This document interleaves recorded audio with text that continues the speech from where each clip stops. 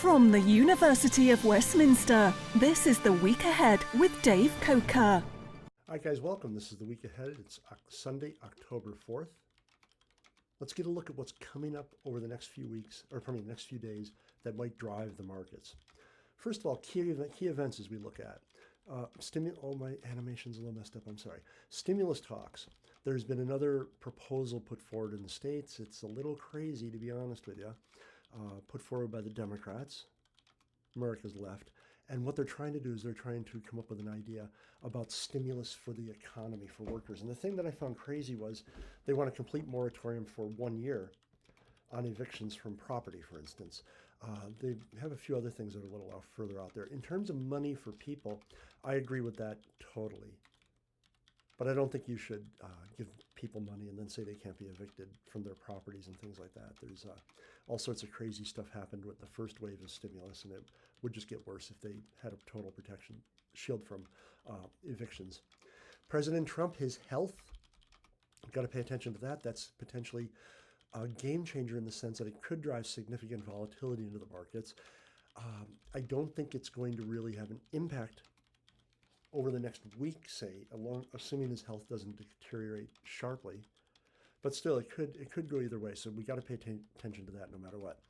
In general, we're seeing a lot of volatility in the markets, and we're seeing increased correlations across all asset classes. So it doesn't matter whether you're going into stocks, bonds, commodities, even Bitcoin. Everything's been impacted, and the correlations are a little concerning because they're all getting closer to 1. And we'll talk later about that in some IRF stuff. Eurozone squabbles, once again, on the basis, or on the idea of bailouts and funding.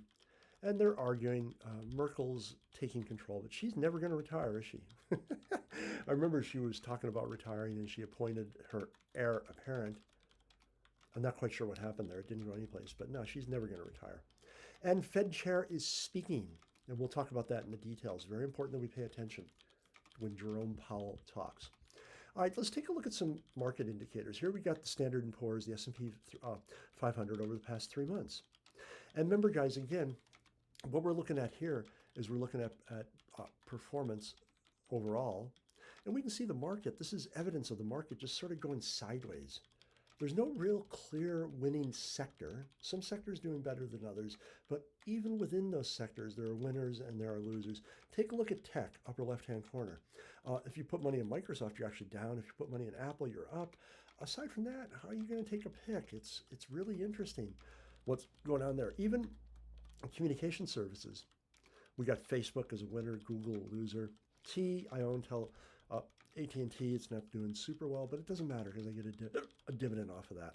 So pay attention to these. This just shows that we don't have markets moving, all assets, I should say, in a market moving in the same direction at the same time. We also look at the price to earnings growth. And what this is telling us is that the market is tremendously overvalued. Ideally, price to earnings growth would be 0, fairly valued market. When it tweaks up above 0, we have issues. When it gets north of 1, the market is largely becoming to be overpriced, or assets are said to be overpriced. And so you can see Amazon clearly overpriced in terms of its share price, considering what's going on with the growth in earnings per share, which of course should drive the share price. So the market is fairly overvalued still. Berkshire Hathaway hasn't done that well in terms of performance, up 15%. Done that poorly, I should say, in terms of performance, up 15%. And on a PE growth, a price to earnings growth ratio, it's fairly valued there. So there are some areas where you can put money. Now, here's an interesting one. This was on some research that I read, and I thought I'd show it to you guys. This is really wild, because what we've got here is we've got someone's done some analysis of holding periods, and we see since the late 50s, early 60s, the amount of time that people hold stocks is decreasing. So it's down to 8.3 months from a high of about 8 years, way back in the late 50s, early 60s. It's interesting. Now, this is apparent to me. I've got stocks that I've owned over 20 years. It's called investing. I don't trade, well, I do trading, but I do trading with derivatives. We won't talk about that here. What you guys want to do to build your wealth, the only surefire thing is putting it into stocks that pay dividends collecting those dividends and using those dividends to acquire additional stocks that pay dividends. There you go. It's called getting rich slowly. Sort of fell out of vogue, and now people are holding stocks for very short periods of time. It's really interesting. All right, let's start the week off. Monday, October 5th, we got the Market Composite PMI, Purchasing Managers Index, for the month of September. We can see the economy starting to slow. At least what the PMI does is it rates. They ask a very simple question. I actually like it. They ask purchasing managers, are you going to increase your purchases month on month? Are you going to keep them the same, or are you going to lower them? So they take that, they average it together. A number greater than 50 indicates that purchases are going to be expanding. A number less than 50 means it's going to be contracting, and if it's 50, it's just going to stay the same. And you can see here, we're forecast to come in at 54.4, previous is 54.6. In other words, the economy is slowing. Oh my God, I messed that up totally. Right, 11:30, we got 3-month and 6-month T-bill auctions. I didn't put the chart in now. Got some other stuff to talk about, but you can see these are pretty low for 3-month money and for 6-month money. For 3-month money, you're going to get compensated basically 10 basis points, 1/10 of 1%, and a little higher for 6-month money. 0945 services PMI comes out. Now, the market composite was looking at all different areas of the economy. Here we're looking just at services, and we can see again, forecast is slow. Previous 55, forecast 54.6. The economy is slowing, and that's why the arguments are for increased stimulus in the States. And then at 1000 hours, we got ISM non-manufacturing PMI. Boy, so Monday is all about PMI, isn't it?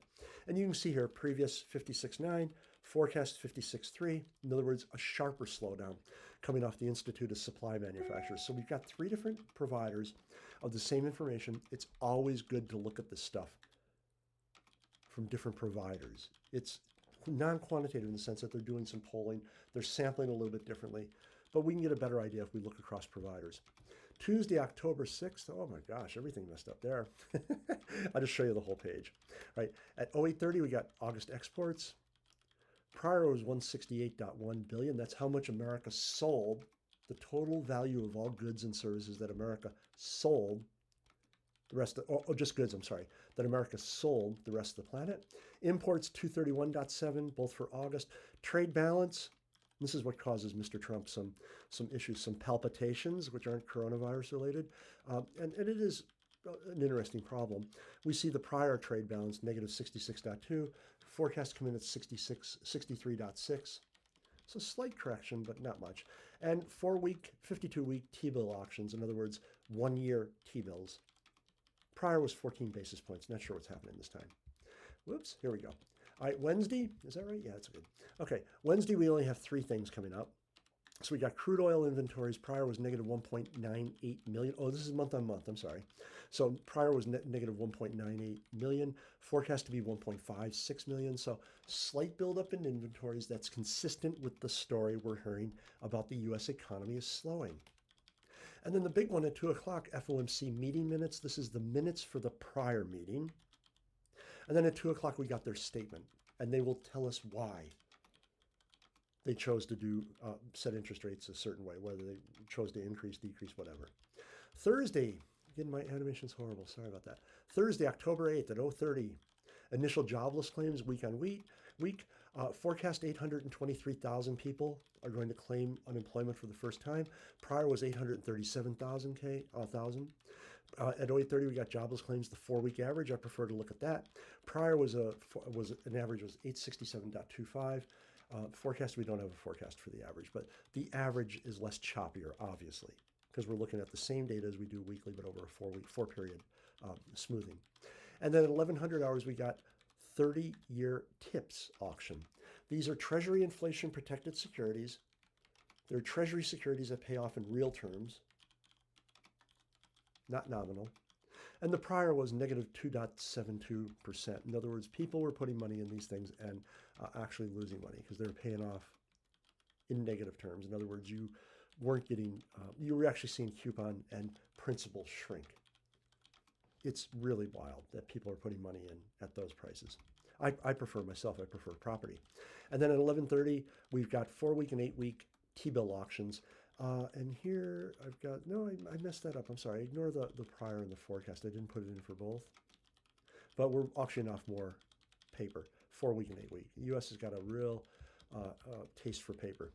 All right, Friday, October 9th at 1000 hours, one piece of data for you. Wholesale trade sales month-on-month for August. Prior was 4.6%. We're forecast to come in at 2.8%. In other words, the slowdown, the evidence of slowdown in the U.S. economy is pretty pervasive, and it seems to be widespread. All right, guys, that's it for this one. Take care.